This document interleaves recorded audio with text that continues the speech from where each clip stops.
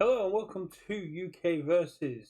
I am Brett Chaos Ambassador Pendragon, joined by my amazing co-host Richard Mid Gin Player Plumber, and we had for once, actually this week, joined by Tim Keefe after a bit of a mess up early week. Legendary player of the Old Heads, amazing player of MHA, and current regional winner of A. How are you doing, Tim? Right. Just hang out on Sunday afternoon. Some windows open, get some fresh air.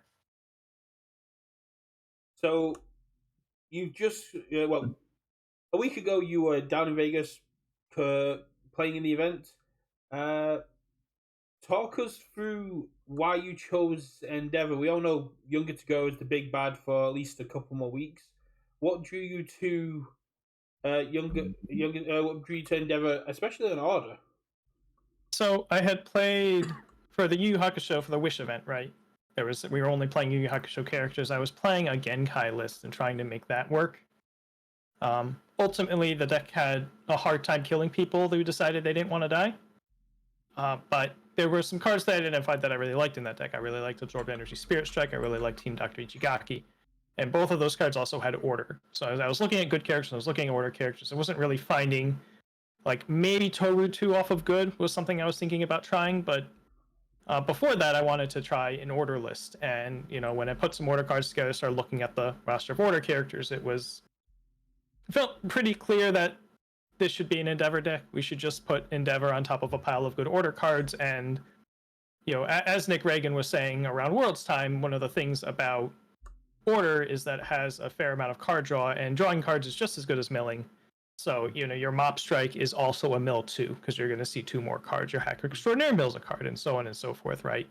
So, even though it doesn't have cards with the letters MILL on them that much, you're still churning through your deck at a decent enough pace that, you're not going to blitz through it on turn 3 most of the time, but you'll generally get there by turn 4, and with Order's ability to play defense and his 31 health, that's kind of enough. Yeah, that's fair. Yeah, I mean, like Endeavour was always one of I think a powerhouse of the format. Everyone sort of had already identified that, but I guess Order was one like the symbol people looked at least. Which is weird. I've always enjoyed Order, especially with obviously Nick winning at Worlds with it. You'd think it would be almost the first place to go, especially with things like Walk the Dog being crazy. Yeah, I mean, I think one of the things is Nick won Worlds and then like 80% of his deck rotated. Right? Yeah. So, people probably wrote it off after that. Went back. Anytime you look at it, if you start with Endeavor, right, then you're immediately asking, okay, how fast can I mill? And that's going to lead you to Fire and Earth. Mm-hmm. But if you start with the order symbol, and you're like, what character do I put on this? Then you can wind up at Endeavor on order in a way that you might not get if you're saying, I want to play Endeavor, and starting from there. Yeah, that's fair. One of the things, so I have tested out your list and some variants that I made myself before this, because I was high on Endeavour Order for a while back, and people said it's not as good as Fire and Earth. But the defensive power of Endeavour Order is also quite good as well, because you've got so much speed reduction, you've got so much damage reduction, that the 31 health keeps you alive, and you just sat there going like, yeah, you're not killing me unless I really mess up here. Yeah, you get, Unexpected Hero as a flip -3 speed button.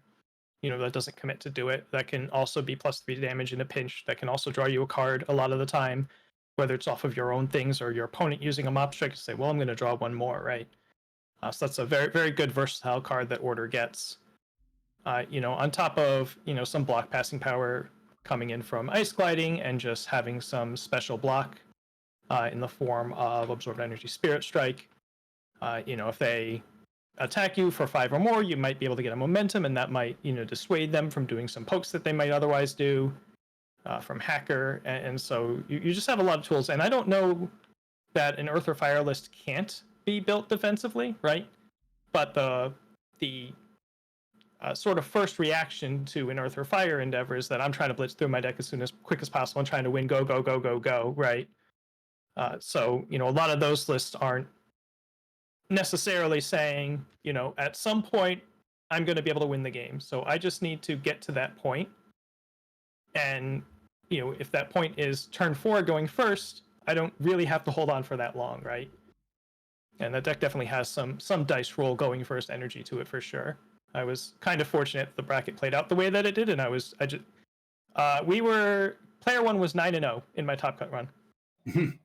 That was definitely a thing. So Yeah. going through Swiss, of course, the top 3 spots for Swiss went to Younger Toguro.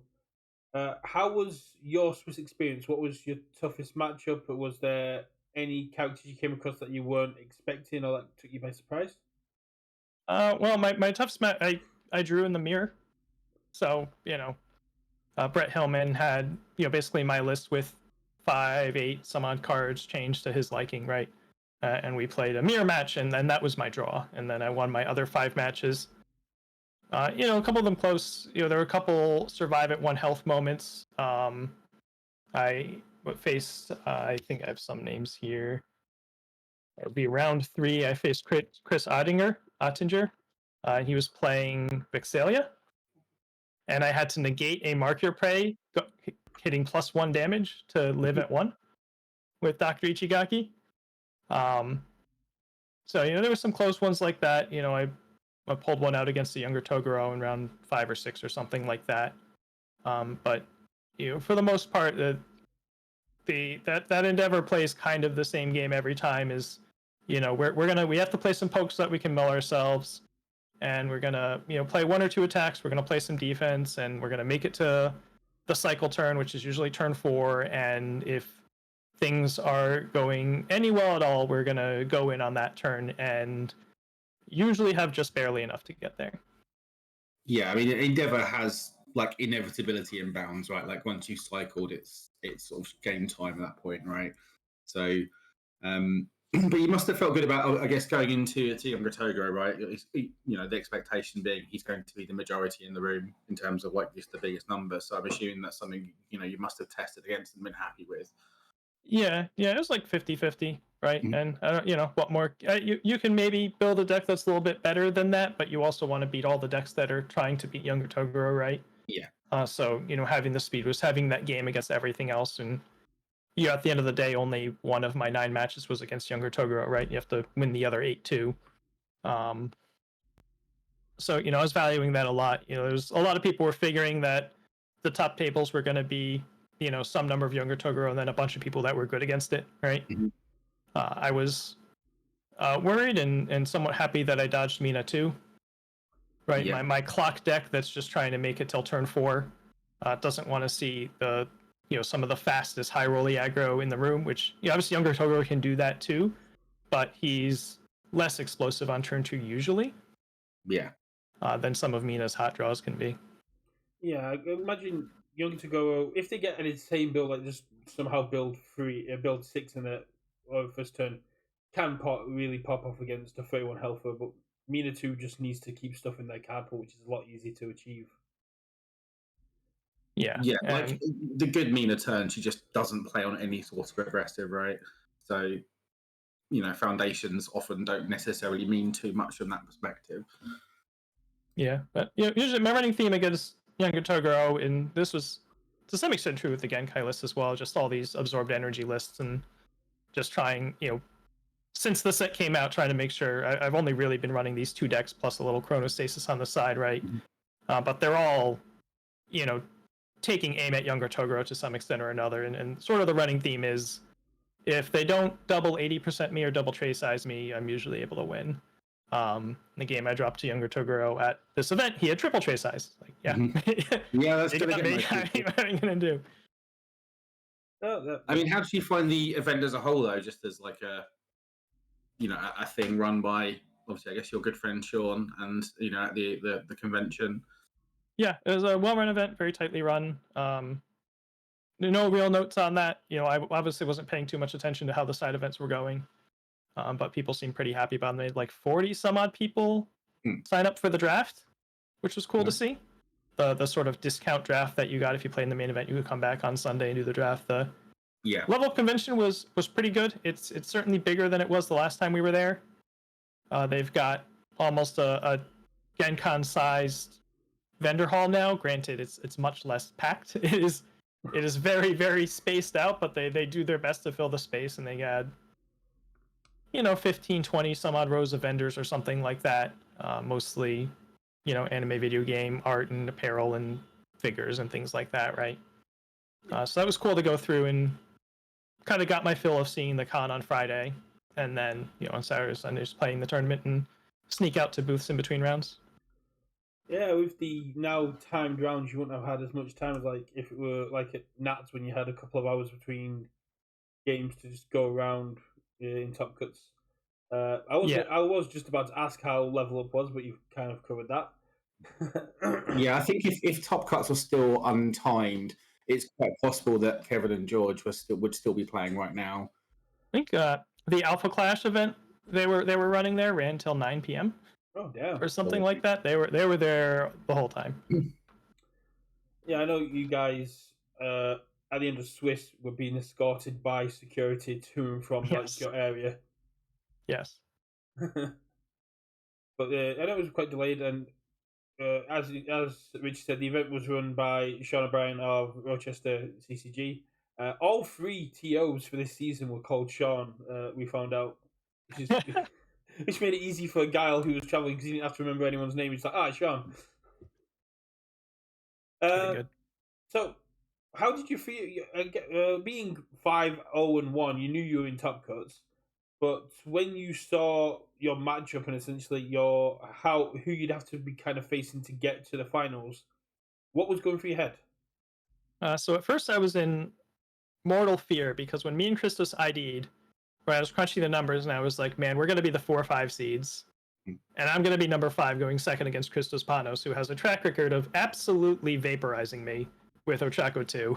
Yeah. And so I was just like, all right, well, I'm going to have a short day tomorrow. But one of the 5-1 tables actually played it out instead of IDing. Okay. Or one of them ID'd instead of playing out. I think it was the other way around. There was a table that we thought were going to have to play it out, and they ID'd, and that moved the standings up, so I was the 4th seed. And Christos was the 3rd, and so I was facing Barlow, who for his winning in beat Brett Hillman like 2-0, I think, running my deck, right? with 5 or 6 different cards. So I'm like, all right, this is probably gonna be pretty tough. We're not the greatest at blocking mids, and he's got not only Armor of the Wolf but Armor of the Ape as well, coming in for just big mid attack damage. So we played a really tight, close match. I definitely got some advantage out of going first there. I saw more pieces that I needed than he saw that he needed, right? That kind of thing. And matches are always going to play out that way to some extent. Game 2, he got to exactly 29 with Armor of the Wolf. Mm-hmm. Right. I kind of took the line of like, well, I'm going to try to minimize the amount of damage that I take to make his Armor of the Wolf as tall as I can possibly force him to make it, right? So I was at 29 when he went for it, and he had just enough to get there. But then, game 3, I was able to go first. I think he couldn't find his incredible displays that game, and I was able to win with a Team Ichigaki negating a runaway kind of thing. So, yeah, Ichigaki feels like a very underplayed card. Yeah, like I said at the start, that was one of the things that put me on order. Was after playing the Genkai, I had identified Absorb Energy and Ichigaki as cards I was pretty sure I wanted to be playing in this format. Ichigaki, especially with all the hand traps. Yeah. Like it just does, quadruple duty. It'll cancel any given blue card coming out of their hand. It'll cancel any, if there's a lethal enhance on an attack or something, so long as it's not a keyword that you can cancel, it can do that. Sometimes it can just cancel a speed hate piece that's that's on their stage, right, that they're using to survive or whatever. It just does so much right now. So you get through the Top Cuts, you play like an absolute beast, and then you get into the finals. What's your headspace going into the finals, and how are you feeling with the matchup? At this point, any sort of Top Cut match, like, all right, I'm just gonna sit down and play cards, right? Mm-hmm. I've been through a few of these by now. Yeah. So it's just we're facing this Mimic deck. He could absolutely nuke me on the low zone if he gets the hot ones. I'm gonna have to really value my low blocks, like that sort of thing. He is Mimic, so I have this neat advantage in that my deck has Hacker Extraordinaire in it. But the way that match played out, I actually like either didn't draw a Hacker, or like the one game I drew it, I couldn't quite get a momentum. I had passed up on a momentum by partial blocking something like on turn 2, thinking that I'd be able to get a momentum, and then I never did. And then he blasted me, from outer space with like 2 Knots Flasks and just a big pile of green cards that he did not quite get such a heap of green cards in his other 2 games. So makes a lot of sense. As you said, you played quite a few lot of stuff, because as someone in the chat has pointed out, you have your name on cardboard. yeah. You've got your first. You got Worlds invite. I think this is your first Worlds invite since all the big shakeups. How are you feeling going to Worlds and knowing it's going to have a focus on drafts and sealed play? So we are, pretty happy to practice draft in Rochester, right? We were making sure to get our monthly or bi-weekly, in some cases even drafts in, back when they were planning on doing that. Draft is going to be as good as whatever set we're drafting is, so there's, not a whole lot to worry about there until, we see whatever, I guess is going to be the second Attack on Titan set. It's probably going to be the latest set at that point. Yeah. So we'll see how that set is for draft, and however that is for draft is going to define how we feel about drafting it at Worlds. I did miss Worlds last year. I was at that first HLC, where I lost the top 16 mirror match against Kevin. Oh, you were the first. Yeah, you were the first Worlds. I'm an idiot. Yeah, I do apologize. Yeah. It's been a couple of years since then. Yeah, and the same thing with I'm sure one of the formats will be Attack on Titan Spotlight only. We have seen none of those cards, so yeah, 300 card set is going to be definitely interesting. Yeah, I'm not. This game has been through a lot of different metas and formats and design paradigms and so on and so forth, right? So whatever kind of, like, even if we look at Attack on Titan and we're like, oh my god, this thing's a train wreck, the game will probably still play fine, right? It's played, fine enough as a competitive game at a whole range of power levels and weird dynamics. That so long as, and whenever anything's completely non-competitively killing things on turn 2 all the time or stuff like that, it gets banned. So, so long as they steward that format, reasonably well heading into it, I'm not too worried about it. Yeah, I guess speaking of bans, like, do you think they'll do anything with Younger? Well, and yes. like from that, do you think they should? Yes. So one of the ways I look at this is we banned Capture Evildoers, right? We banned Capture Evildoers, particularly the straw that broke the camel's back with UQ. And we said, this is too much pool clearing to put on a character that's putting +4 damage on all her moves and has this much card access. And her downside is that she has to run these specific blank attacks, but that's not enough of a downside just to have this much damage and pool clearing and card draw in one package. Yeah. And, in Younger Togro's case, he has the damage on his face, right? He also is going to get +3, +4 damage to everything. And instead of needing to run blank attacks, he has to run attacks that draw him some cards or give him that card access, which there are plenty of, and you're not going to ban that all away. And then his second ability on his face is just about as good as Capture Evildoers without needing to draw the Capture Evildoers, right? It clears 1 instead of 2, but it builds you a foundation instead of possibly having you commit 1 if you check a 3 on the capture.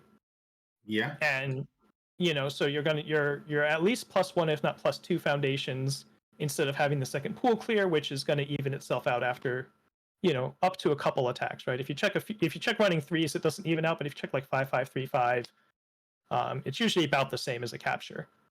And we banned that situation just a couple months ago, and we should do something about it again.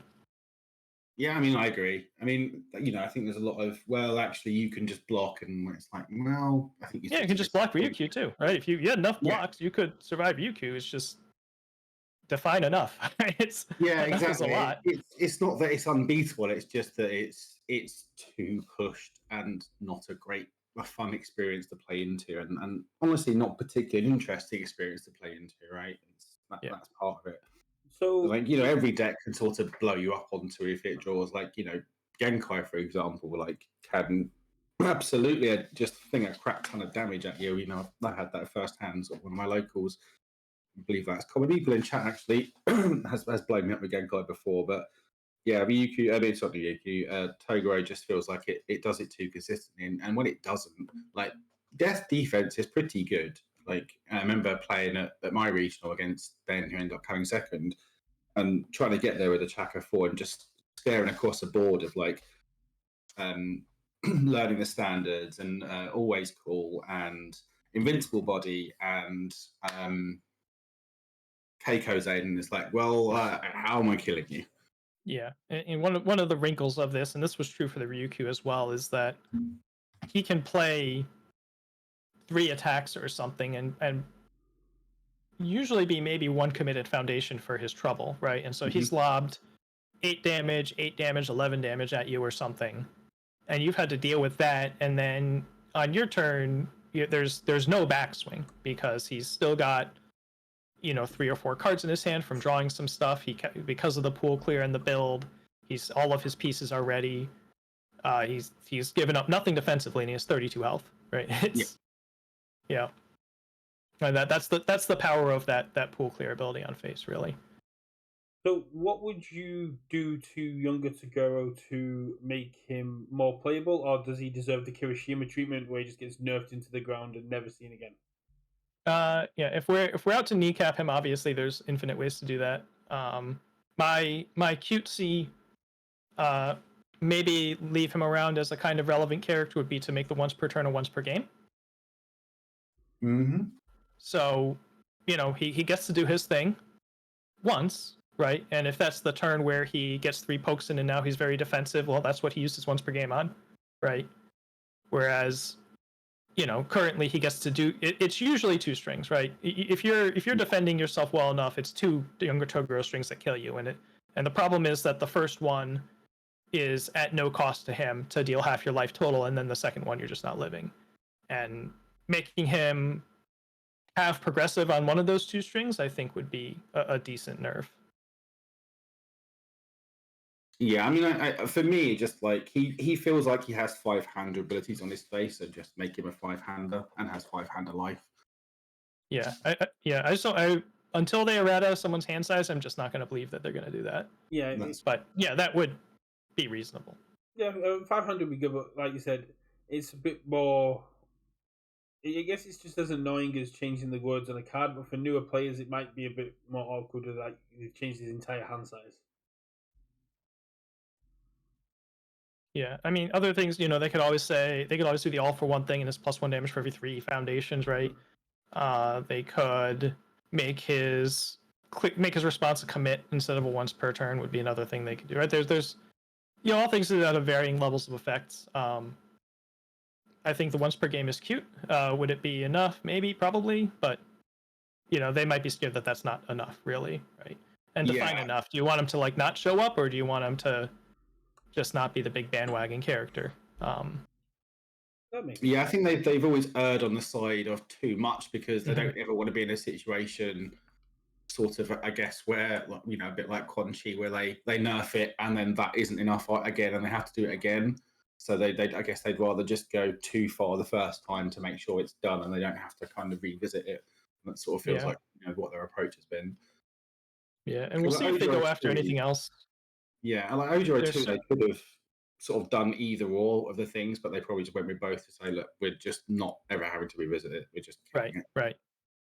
So we touched on this briefly before we started streaming, but go through it over for the people that are now watching. How are you treating your local star championships? Because you're still a competitive player. You're still a player who loves the game, and you play to win. And in my opinion, the mat is still very nice, but you would be taking the championship points away from locals to help them get to Worlds. So, how have you been approaching that kind of dilemma? Yeah, so and we need 8 people, right? We need physical bodies, and not every store's, most stores really, but not every store is going to be super comfortable with oh, we'll just set up 5 fake names. It's fine. You 3 people go. Most stores aren't quite willing to be that brazen, right? Sometimes if you have 7 people, they'll sign up a 8th person as a buy or something like that because there's going to be a buy anyway. But So, under the presuming that we're going to be going and playing these out, which we have been, right? I've been, on the one hand, like, my goal is to be there and fill the player count and to not get in the way of my local friends getting points. At the same time, there's has to be like some integrity of the results. Like, I don't want to be an absolute buy, right? I also just don't want to sit around for 3 hours doing nothing, just scooping up to everybody, right? Yeah, you want to play the actual game. Yeah, and so I decided I'm gonna play like funny haha decks, right? Decks that presumably are not very good, right? That I'm just gonna meme around and have a good time with. And if for whatever reason I win a match, I'll report it as a draw to make sure that I don't get into the points picture. Yeah. In theory, right? Sometimes it might shake out that I get 3 points, but whatever, right? So for yesterday's events, I played a dagger deck, which is not a good attack, by the way. I've discovered, and I kind of knew this going in. That attack is awful. Don't say that. My friend Brandon's going to be playing it tomorrow, our Star Championship. He's made an entire dagger deck. I sure did the same thing. Dagger is a 3 high 6 difficulty Crow Frog is not a good card. The momentum to pick up a thing is nice and all, but I guess depending on your character, I was playing Not the Brave. I put it on Not because I thought that would be extra funny. And Not didn't really need any help finding attacks, it turns out. So the momentum part of Dagger wasn't terribly useful. And it turns out that even with a garbage attack lineup, I was still like taking some games and making it really close, and I 2-0'd Giggle's younger Toguro with it. So we have to play something even worse tomorrow. So I think I'm going to play Gunhead. And we'll see how that goes. Oh, you definitely have to be informed how you get on with like objectively the worst character in the game. Hey, his duplicate deception stabs are 3 difficulty, 7 low, 7 throws, okay? And he can do it every turn. And that's it. But he does get that. Yeah, I don't know about objectively worst character, but I would say it's the worst character. I struggle to I mean, think of there's a one that's few worse. you could make that argument for. I mean, it's hard to say because a lot of people have been like cute combos for characters that people have been written off. I mean, the UK judges are currently playing Machine Gun Compress after like the blue flame immolation combo got around. Just sit and wait for your opponent to get into Deluxe and then machine gun them with the form. But yeah. And I'm now trying to find a worse character. you can go. I mean, Backdraft maybe. No, because put some respect on that. It might be Aoyama 2 maybe actually though. Oh yeah, Aoyama 2 is. And you just had your Star Championship last week, Richard? Yes. Yeah, we got R8 because, I am very fortunate now to have a nice sizable locals. I played Toga 3 and lost. Well, I came second because I drew in the first round and then got paired down round 2 and my opponent got paired up and we both won our next 2 matches, so they won. Are you going to Athena tomorrow? No. I don't do travelling anymore apart from, for the odd regional here and there. I've got mine tomorrow, as I said. Any recommendations as to what I should play for tomorrow? Trying to beat the other person to get those 10 points. I think Toga. I think you'd enjoy Toga 3 if you haven't really played it much. Like, it's chaos. It stuns everything. Like, you like doing that. It kills people. I mean, that's what I played, and it felt really good. So, how about you, Tim? Any recommendations as to what I should play? Yeah, well, I mean, obviously, right, I picked the deck that I played at the regional, right, because I decided that was the best deck for me to play. Granted, it was also the one I had any reps at all with, right, but obviously I think that deck's quite good. Toga, if you're expecting a lot of younger Toguros, can be a good choice, where I am a big fan of Incredible Display, Def Maneuvers, and I've sold Kevin on the same, and because he made his half weapon Zamajiki Saturday morning. that deck was. It's a pretty good combination. I mean, I know at least 6 of the decks that will be there. I don't know what the other like 2 will be because I say my local playgroup is 2 hours away from me, but they played the same stuff and they hadn't even seen any Yu Yu Hakusho cards until I came down for our second local qualifier, and then Aaron, who was at our regionals, got sold on Younger to go, but he plays it on Evil because he wants to keep his reputation as being the best Evil player in the EU because nobody else plays Evil. Yeah, I mean, if they don't really know Yu Yu Hakusho stuff, then clearly the answer is just to play a deck with 4 Mop Strikes in and make their days miserable. Yeah, introduce them to Walk the Dog. Yeah. Yeah, I did show them Walk the Dog. I did show them like Battle Law release and stuff like that. And there was one person who was insistent they will never play anything in MHA Spotlight, and then I showed them the Critical Role cards, and now they're on board with Standard. Yeah, that's how it goes. You can write off IPs, but until you actually look at how cool the cards are, it's yeah. You think you're an IP only player, and then you see this cool card, and you're like, wait a minute, but I'm also a Universus player, and these are cool cards. Exactly, like you're saying with things like Attack on Titan, and the game's gone through sets that have not been as competitive as other ones, but there are also just 1 or 2 cards in those sets that you like instantly fall in love with. Like Crimson Rampage, to me, everyone always has to go at Crimson Rampage, but I look at it and go, but it's got double jab pummel, which is one of the best attacks, I think. Yeah, 300 cards, there are going to be some cool ones, right? Yeah. There may be, that 300 cards may end up being filled with a lot of the kind of common, uncommon shaft attacks we've seen in Girl Power, but we don't really know, right? The design of these sets has been all over the place lately. Just like the power level, even just between the challenger decks, you look from one challenger to the next, and it's like, man, these are just not operating on the same barometer for what they want things to be here. So who really knows what Attack on Titan's going to bring?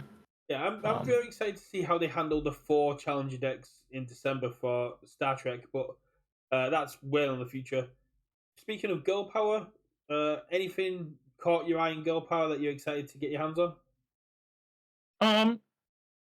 Certainly some of this is I'm sort of free to try stuff that might not be very good, for the foreseeable future and just see how it goes. I'm kind of interested in trying Ochako 5. I think that the bonus check on commit cost is kind of sneaky good. I don't know how sneaky good it is, but I think it's people have panned her a lot. I'm not, I understand, but I kind of want to give it a shot and see what we can do. That's fair. I mean, Thomas Redmond posted in Facebook when she came out, like his usual memes, and then retracted one saying, actually, having read the cards, that Ochako 5 is going to be legit.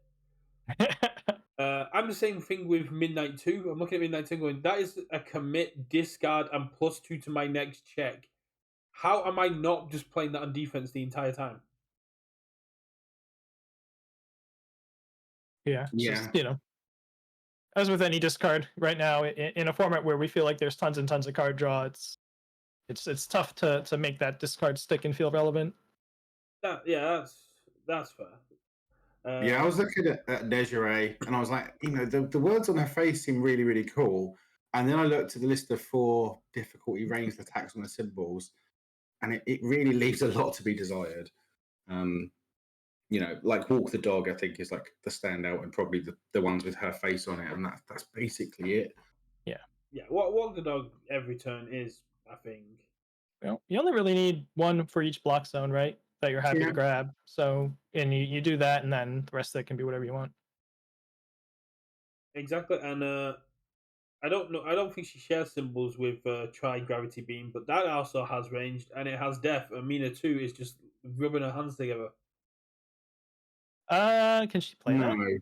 Yeah, she can. Tri Gravity Beams is that the 4 mid 5? That's the 4 mid 5 that says. Destroy a foundation. If you have 2 other attacks in your card pool, look at your opponent's hand and remove a card. She won't have 2 other attacks in her card pool because they'll all be flipped. Yeah, you're Mina, right? Yeah, aren't they all face down? Yeah, it's just 2 other attacks. It's 2 other attacks in your card pool. Yeah. Yes, there won't be because you're Mina. Okay. My friend said Mina. I was looking at going, I can play this in Dabby 1, and I can make a 15 damage attack, and then also remove your throw hate from your hand. Let's go. One of these Yeah. meme decks I try is certainly going to be Dark Shadow Behemoth Dobby 1. Yeah, you We're going to showed remove you, 18 cards from our discard pile and tell you I don't care what you do, your whole stage is going away. you showed me that list, and I absolutely love it, and it's just so good.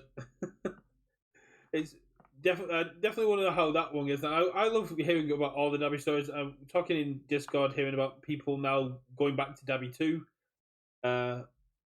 Yeah, my round 1 was against name pages. Nick Jordy, yes. Nick Jordy playing a Dobby 2, and it was the all echoes punches. Yeah, I'm just gonna get really fast momentum and play bullet punches as many times as I can, and Fist of the Mortal Flame, getting the momentum, that sort of stuff. Oh yeah. And yeah, he even played like a triple bullet punches on me turn at one point. I ripped and absorbed energy off the top to save my life. But that deck was very scary for sure. I've heard people saying that Wound Restore Dabby 2 is yes, underrated. Yep, that was in the deck. There Yep, we that's go. something you can pick up. That's pretty good. Yeah. Yeah, that seems like a good one to pick up. It's a very good one. It's just, if you can't, let's go. But yeah, I mean, the overall event was pretty good for you. I mean, you walked away with the big W. Yeah, talking about lists, like looking at your list, is there anything looking back you would change having finished the event? Like what cards? I'm just getting rid of Genko's guidance. That's just out of there. It was only in there as a like it was there fully intending to side it out every match, right? Uh-huh. It's just in there because you might as well show it to people, right? Have it in there, let them see it, give them an opportunity to try to respect it more than they really need to, or whatever, right? And just side it out because it's not. There aren't too many windows where you can actually play that card in Endeavour 3 and actually feel happy about it. It's all right. So I want to have 8, 9 foundations, and then I'm gonna play this, but then you're on your cycle turn, and you're gonna max swing on 5 foundations. This deck does not cheat progressive outside of Award the Victor. So, how are you proposing to do this? Really, it's not.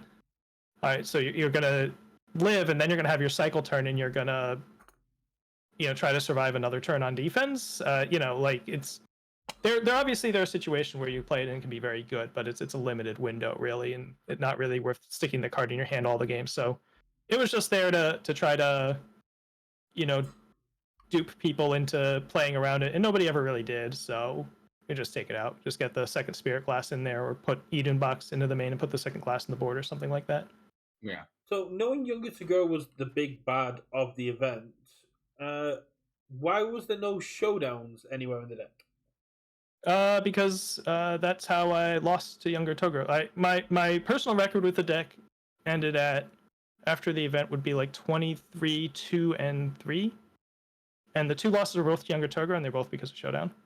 Oh. Because bringing that card is not a good second best block, right? My best block against Younger Toguro is Absorb Energy Spirit Strike. If I have Absorbed and Showdown in my hand, I have to wait till he plays 2 high attacks to play the showdown. Yeah. And yeah, at least locally, right?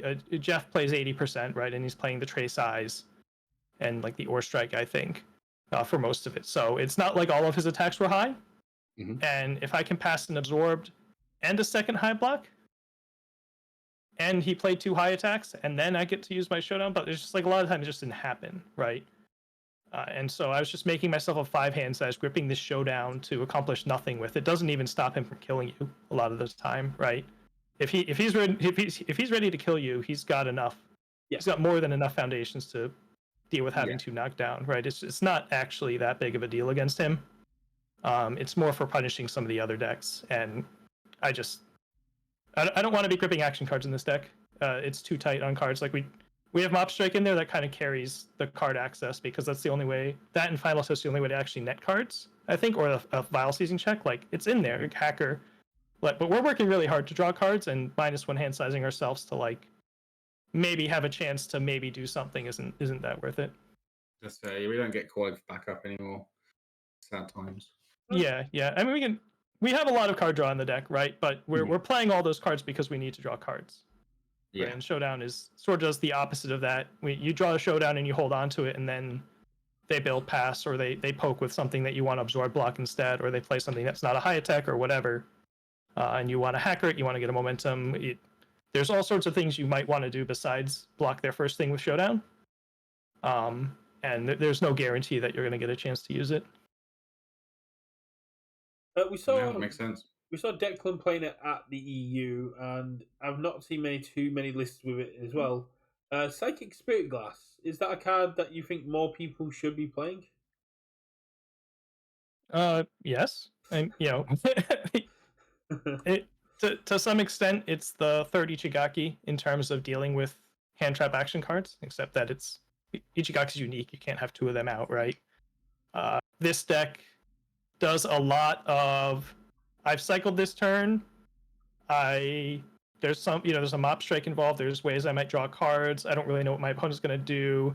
I don't know how I'm gonna check, but we're gonna not fully commit to going for it right now necessarily, right? Because we don't know how things are gonna go. But we're probably gonna end up going for it, like unless we check threes on our first two moves. Mm-hmm. And we're just going to kind of hope it works, right? And a lot of times it only barely works. And being able to peek their hand and take something out of the equation that's a problem, to make sure that whatever you're trying to do is actually going to work, is a very, very big deal. It is very powerful in a deck like this that is going to have an all-in turn at some point. And it won me both of the games that I won in finals, right? I expressly got to take out a Gouging Needle that would have tripped me up in both of those kill strings.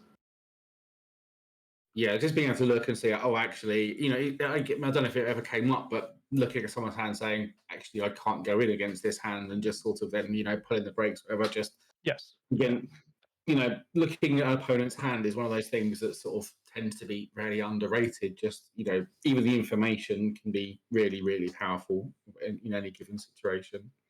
Yeah. I haven't backed off of a Spirit Glass activation yet, but I've played a lot of Reclaiming Watsars in the past, and I've had some turns with that where that could only pick off action cards, right? But I've had some turns where I saw their hand and was like, well, man, I don't actually get to go in against this, huh? And then, kind of maybe did a little poking, maybe made it look like I was going to go in, but had no interest in actually full sending. Gives you a lot of information, and information is key. You can also map out what their next turn's going to be by seeing 3 cards in the hand and going, if I leave those, if I don't actually do anything this turn, you're kind of in a worse position. Yeah, and ideally that's not what you're getting out of your Psychic Spirit Glass activation. Glass, in this deck, every time I've activated Glass, I've won the game that turn, I believe. But yeah, it can. There will be cases, right, over the course of dozens and dozens of matches that you'll activate it and be like, you know what, I don't want to or don't need to go in right now. How was Plus Ultra Prominence Burn? One of those cards that I just sort of sometimes look at and think, do I really want to be playing this? Yeah, so Plus Ultra Prominence Burn in this deck is a 4th copy of all the other cards, basically, right? Mm-hmm. It's a 4th Deadlock effect, so it's a 4th Vial Seasoning. It's a 4th low attack with Powerful 3, so it's a 4th Walk the Dog. It's a 4th move that can put some stun on them, so it's a 4th Ice Blade, in a sense. Mm-hmm. Like, it's kind of... And slightly different shape than all of them, and if you cycle it away, then it's also a giant move in its own right. So it's just sort of allows me to not have to pick one of the other 3x moves to 4x, because I'm just kind of 4xing all of them in spirit, just with a slightly different shape. Makes sense. I mean, for me, when I looked at it, it's a +2 high block in a meta of highs. It's a low attack, and if you cycled, it's a 10 damage base attack. So it's like, you're not, you can't show down a Plus Ultra Prominence Burn. Yeah, it's not it's not always the best card to draw, in early turns or whatever, but I valued the redundancy over, if you have a 4th Walk to draw, you might not necessarily want to be staring at 2 of those early. If you put in the 4th Vial Seizing, that can be the worst attack in your deck, right, a lot of the time. If you put in, if it's a 4th Ice Sword, how often can you actually make use of 2 Ice Sword activations usefully in a string, right? So it by having the different shape, it's different in a way that's valuable, and it also covers all the bases. Going to the sideboard, the blood curdles, what were they sort of, I guess, primarily there for in terms of like recovery, girl grass, right? The stuff that the sponges. Maybe Mineta 2 if we saw him, right? Just the stuff that's like the best answer to these characters is just blood curdle them and kill them. I didn't see any of those, but if you're on the symbols and your deck has the ability to play an explosive turn following a blood curdle, then blood curdle should be in there.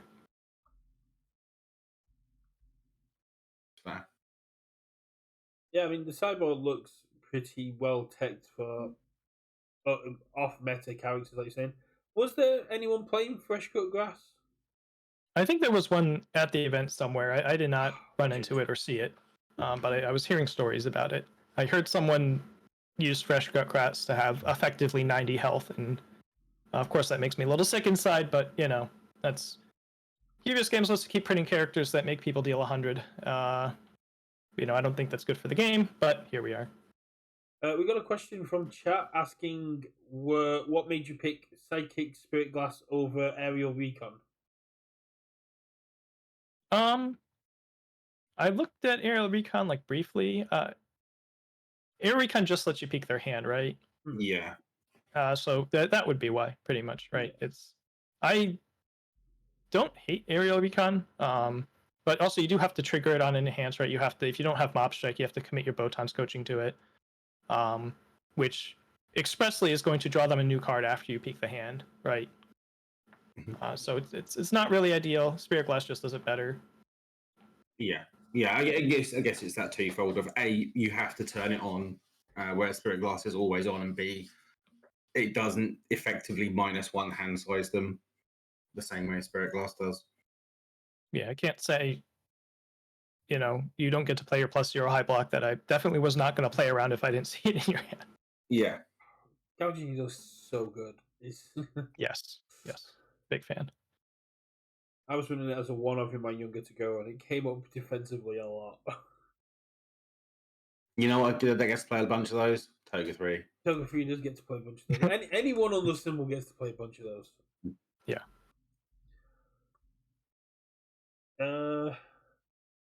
So I think there's an important question I have missed, which I think was probably the most important question was, how are you finding Arlecchino and Remuria? So I'm a Hutao C3 haver. Okay. So I'm skipping Arlecchino because it's kind of redundant. I am a big Layla Ice Rock meme lord. I like making my Layla Ice Rocks do as much damage as I can get them to make, so I am holding out for Sigewinne because that is what she does. She makes my Ice Rocks do more damage. Okay. Yeah, and how have you done much in the new area? Yeah. I just wrapped that up today. Okay. A little disappointed after just the fact that it was an underwater area after Chenyu Vale, because I really like Chenyu Vale, and a lot of the mini challenges there were a lot more engaging than some of their other ones. Yeah. It's still good, but I really want to see. I'm looking forward to Natlan now to see if if the Natlan overworld is anything like the stuff they did in Chenyu Vale. It's gonna be really exciting. Yeah. I think I'm on the last part of the story, and I've done Arlecchino story quest. That was a lot of fun. Yeah. That's to Yeah, I did try the weekly boss version of that. I forgot the. I don't know what's happening, but the cameras are messed up. Oh. Cameras are messed up. I think she's at level 75 at the moment because I did get her accidentally, effectively trying to go for Xiangling constellations. Yeah. But I'm so dry on XP books. Yeah. I'm looking at Imaginarium Theater, and all the characters are going to want you to have leveled. Even playing from day zero, I'm worried that some symbol combinations I won't have, some element combinations I won't have enough characters for. So I'm all right, well, I might have enough stuff to level 2 characters right now. Which 2 should those be? I think one of them's going to be Yao Yao because I've been talking about that for a while. But I got Yao Yao. I did get Yao Yao to 80, and ascended, did the final ascension, but I haven't bothered leveling us more. Anyway, brief Genshin interlude aside. Yeah, I started I wanted to buy something at the convention, so I decided I'm just going to start like decorating my stuff with mostly Genshin things. So I have a Layla and a Yanfei for my bag. Oh, nice. Yeah, and I got little. I might order more of these little chibi stickers. Oh, okay. They're So we cute. got Kale. It's the whole Nilo team. Oh, okay. Yeah. The whole squad. I might order more of those. I've been enjoying those. Yeah. Make you my want deck box more- not look the same as everybody else's. If you want more Genshin merch, my partner does sell constellation necklaces from Oh yeah, Genshin right. Camper. Remember talking about that once. Just gonna plug my partner's necklaces there. Etsy link in the description. I can put one in there. Yeah. They've just got back from their birthday party stuff. Yeah. They turned 30 over the weekend. Nice. Happy birthday, Robin. Yeah, I mean, I think that probably about covers most things. Like, I guess overall, how have you felt about season one? You know, top down, like the regionals and the local play and everything else going on. The younger to go thing is tough because the way the release schedule is now, there's not a lot of time for stuff to breathe, and sort of be tested out, and they're not, because the new UGN doesn't take your character, right? It's not asking people to submit a character. They don't have any like local qualifier event results to go off of or anything like that anymore. So they just have to look at what happens at their regionals and eyeball it best they can. So it led to the situation where we had this elephant in the room that got to run through 3 regionals and now the local championships. And it probably would have felt like jumping the gun to ban him at the start of the month, but then you watch it play out and it's like, darn, maybe we, Yeah, unless maybe we should have jumped the gun, but you never really know. So yeah, it's a bit similar to the Ryukyu thing where everyone saw that coming and then it happened, and it was like, I think he would have had to completely dominate both the Wish tournament and the webcam regionals for them to jump the gun. like this Osprey tournament isn't real anymore. Yeah. Yeah. The Wish tournament has its own issues. Yeah. I think being in the thick of it, I think these local championships were not a particularly well thought out event idea, just for a lot of reasons. I think this sort of, it's a very idealistic view when they made this OP schedule that everybody's going to be really excited about earning points, which just isn't the case. We've been fortunate to fill the events that we have. A couple of our local players that aren't really like traveling players or anything like that showed up anyway, because we were like, hey, we need people, and they were cool enough to show up and fill out our ranks for these. But I kind of hope they're just not a thing for season 2, season 3. I don't think it's not healthy for the ranking system either. Just the amount of points that they give relative to regionals and even LQs, and the amount of variance that you're going to get between the number of local championships that different people get to go to is just a lot. Sorry, go on. Yeah, a lot of people are citing like the requirements to get 2 LP, even though it's nothing to some people. The fact you need 2 SP to qualify for regionals, people directly say like, "Well, yeah, there are people who don't have access to local stars but still want to play regionals." It was definitely a concern for myself in that as well. It's like if I missed one of my local qualifiers, I wasn't going to be able to qualify for regionals, and it probably is something that qualifying for nationals made sense. Qualifying for regionals, not as much. Yeah, I'd be amazed if that's there for season 2. Yeah, I think that's one of the big things that has certainly hurt the Oceania regional was the qualifying points. Yeah, and in the end, like at the last minute, they decided they were basically going to let people buy 2 SP for $10. Yeah. Which the announcement, if you're doing that's probably a sign that they're kind of done with it. It's just going to be a matter of getting, if the Carday.io developers can make the changes they need to make to the system before the next local qualifiers start up. A couple of people asked us to do this as a topic in ourselves, but I'll ask you, being an old head who has been playing the game for a very long time, how do you feel about the current prize distribution for like local and regional play? Because there was no play map for participation this time. The amount of promos has gone down for local play, especially when we're looking at season 2, where you're just getting one participation promo and one champion promo.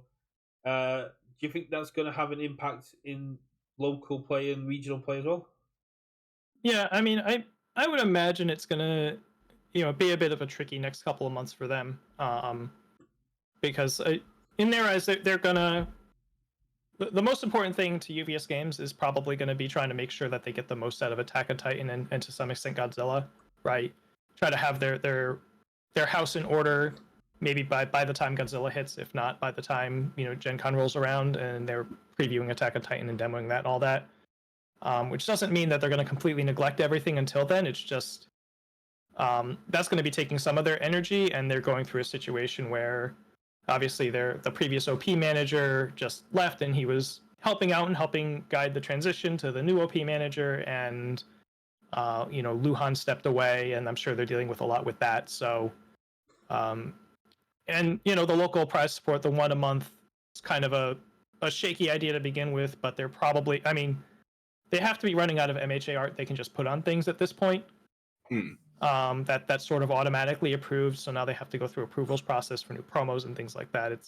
And they're maybe not, we don't know what their license agreements are with these other IPs and what they can and can't just use as prize support promos. So it's going to be shaky for a little bit, but kind of in an understandable way. It doesn't make it feel any better on the ground.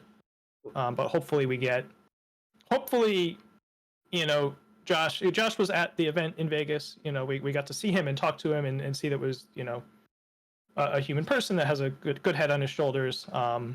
Hopefully he's more willing to do things like a full write-up of like, hey, here's what's happening in season 2. Here's the state of organized play right now. Here are the challenges that we're facing. We're just going to be upfront about what's going on so that everybody knows, and get some buy-in just through transparency, right?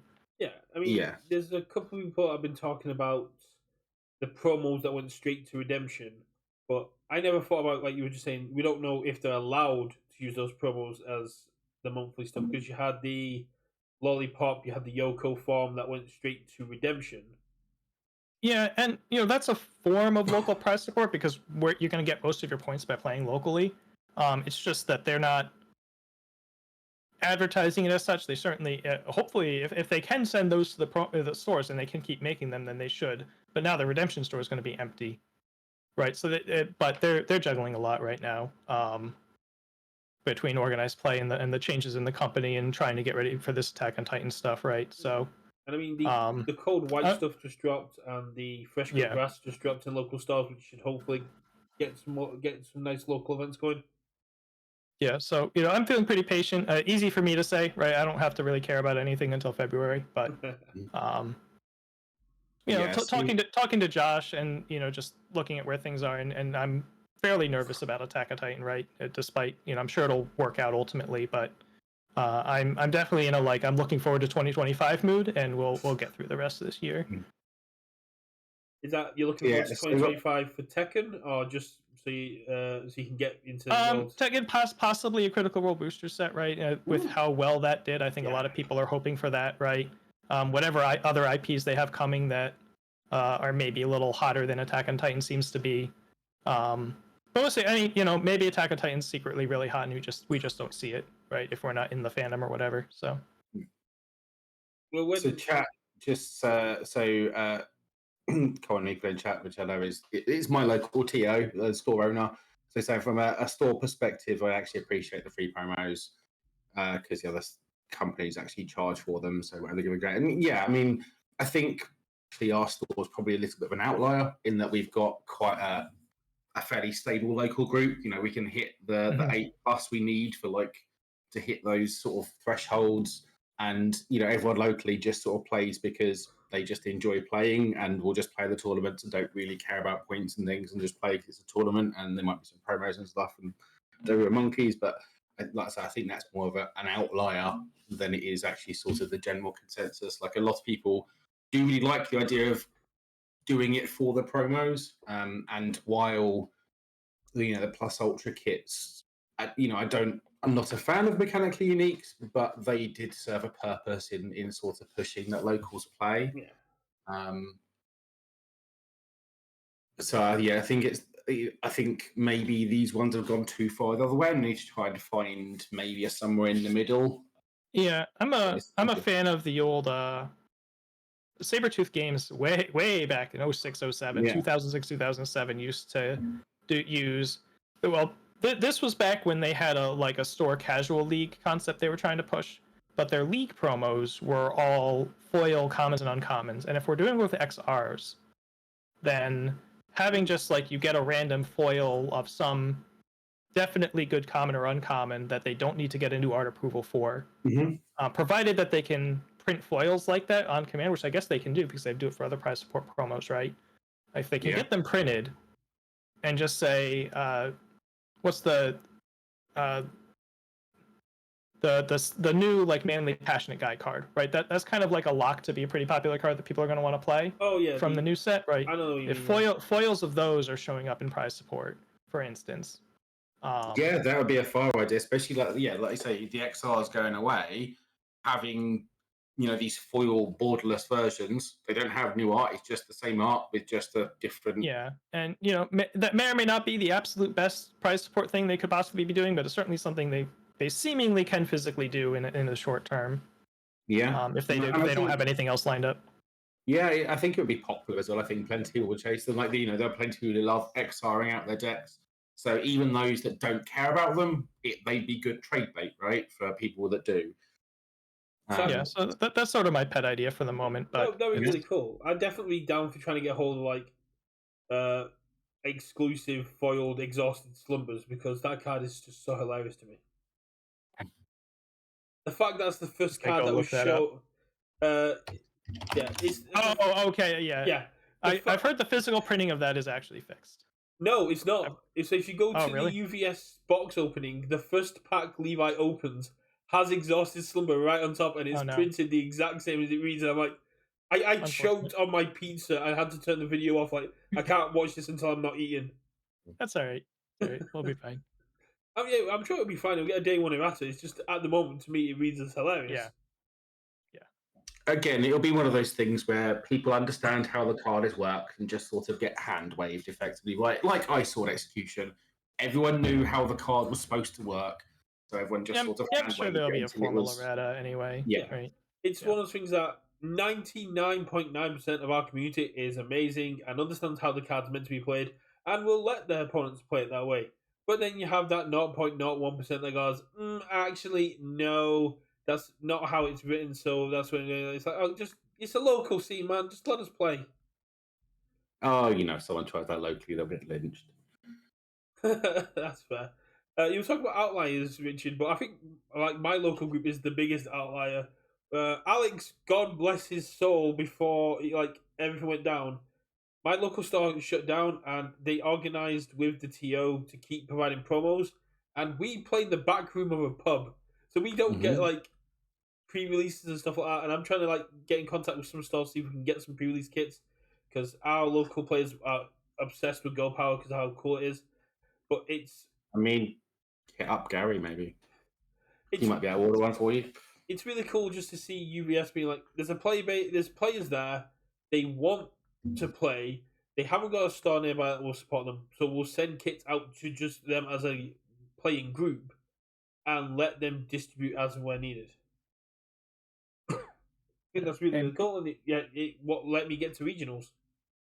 UVS at a tavern is just a classic. All right, that's just.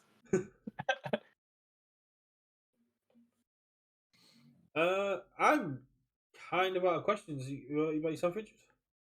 Yeah, I don't think there's anything else for me. Obviously, we've got one final thing we need to talk about, just with chat and everyone else. Actually, we can use Mr. Keefe as a good segue into this, because Mr. Keefe is on cardboard and has had to go through the process of designing cards, and for as part of our 1 year anniversary next week, we're starting a card design competition where we're asking the community to design a character for myself and design a character for Richard, utilizing how they feel about us in hand size and character identity and We're asking And they people can be as complimentary as they wish to be, or as derogatory as they wish to be. So, We are both thick-skinned. as a person who's worked with the devs, has made their own characters, what tips or advice would you have for anyone looking to enter the competition to win?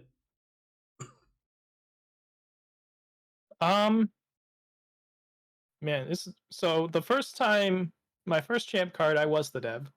Um, so that was more of making the playtesters be on board with it. The second one, it was basically just me one-on-one talking with Ryan Pham, and it was just sort of, it was based on where the meta is at right now, and it looked like 7-handers were a little down and 6-handers were a little up, and that's why the 2-dot stronger than the 3-dot. But try to make sure your card is templated correctly, right? Make sure for all that people nag on UVS games about inconsistent wording or whatever, whenever I see one of these fan card contests, there's like 2 out of 30 cards are correctly worded. It's easier said than done. And yeah, I don't know. I always like to, because I've designed sets for this game and stuff, my thinking's a little boring because I'm always thinking about, all right, let's come up with an idea that might actually get printed, right? And that can be a little more boring than just trying to do something cool and wild, right? More going down the lines of like Guile's staff card than Shane's staff card, which was no one's beating me. Yeah. I mean, if these are staff cards that are supposed to be unbeatable monsters, and that's an entirely different story, right? So yeah, in terms of the contest, people can be as wild as they want to be. These obviously never getting printed, but they'll be judged on a bunch of things like how funny they are, how interesting they are. Yes, these are whether never they getting could printed. print in terms of like whether they're balanced. How much they suit us. But yeah, so we'll have some prizes. So we'll go through a judging when we've got that. Obviously, Brett's put the link in chat of the Google form. Everyone should feel free to enter. And then we got like a play mat. We got some promos that the Card Goblin kindly gave to us. Yeah, we got playmats, promos. I've got a couple of boxes. I've got a spare one of the UKVersus play mats which arrived this week, which I love them. I think they're really cool for how much I paid for them. I've got 2 Toga Clash decks that I can chuck in there. Got all sorts. But yeah, we're gonna go for the character designs. I'll see if Mr. Reagan will lend me his algorithm that he uses to just generate cards, which is really, really cool. And as much as Richard says that they're not going to get printed, I found a place where I can actually print them relatively cheap. Okay. We could do some gunslinging at the next regional. Yeah, we could do some gunslinging at the next regional with our characters, as for the winning contest. Cool. Whoever wins the contest. So, everyone feel free to enter.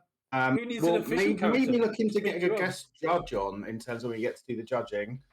But we'll have to see about that. I mean, Mr. Keefe is a card developer in himself, so get Mr. Keefe back. That would be good. Hey, he may well enter and win some of those prizes. I'm a very boring judge. I'm gonna be really hard on people. Mr. Reagan has run many of these competitions, so he might be a very good one to get on though. We could look at asking Grant or Mike, if Mike ever starts talking to me again, to come on. Yeah, I think Mike might be a good one if he wants to come on, given he knows both of us reasonably well. So, and they've got and he's got 2 characters in himself, so he's had to go for the process. Or we could be very, very cheeky and see if UVS wants to lend us a dev. And see if they want to if they'll it might be push your luck, but don't ask, don't get. Exactly. See if any of the playtesters want to come on and see if they'd be excited. We just won't ask them anything about upcoming sets. I'm sure they'll be fine with it. But so for those that, the link is in the chat. It'll also be on the YouTube video. A big thank you to Mr. Keefe and congratulations on coming first. Thank you. We'll both hopefully see you at Worlds in February. Yeah, so I guess anything final you want to say or tell anyone or shout outs, Tim? Not much, obviously shout outs to Rochester CCG and all my local friends up here. That's like I said on the event coverage interview. I played this Endeavor deck on the back of it was doing really well at my locals, and I'm fortunate enough that my locals are so strong that doing really well at my locals means something, right? Yeah.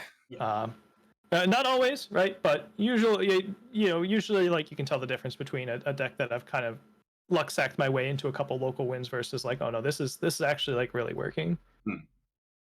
As much as we do promote Card Goblin and for the UK, both international and in NA, Rochester CCG is a great place to get singles. And when a little bit behind the curtain here, when Card Goblin were doing their buy lists and their sell lists, they were using Rochester CCG as their guide as to how much they should be charging and buying cards from, because it is a trusted site in the community. So yeah, big shout out to and Sean. they're not really in competition anymore, right? Because I don't think Sean ships over here anymore. Just had some issues with it. So they had their markets and it's all good.